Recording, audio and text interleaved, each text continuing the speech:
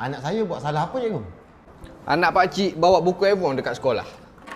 Baguslah cikgu, dia suka membaca. Bagus apa pakcik? Mana-mana sekolah, mana ada mata pelajaran buku Avon dengan wanita ni? Mangga, tak ada. Siap kau kat rumah ya. Pihak sekolah terpaksa ambil tindakan atas anak pakcik ni. Cikgu, minta maaf lah cikgu. Dia masih budak lagi cikgu. Pakcik, budak apanya pakcik? Ni, baca majalah Avon, wanita. Salah ni pakcik. Pakcik ni tak pandai didik anak ke?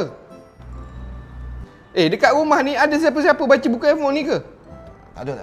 Betul ke? Tak ada. Ke pakcik baca? Tak. Biar betul pakcik ni. Tak ada. Cikgu janganlah tekan-tekan saya macam tu. Macam nak suruh saya mengaku je cikgu. Bukan tekan. Saya tanya kan. Betul lah pakcik tak ada baca? Tak ada. Tak ada.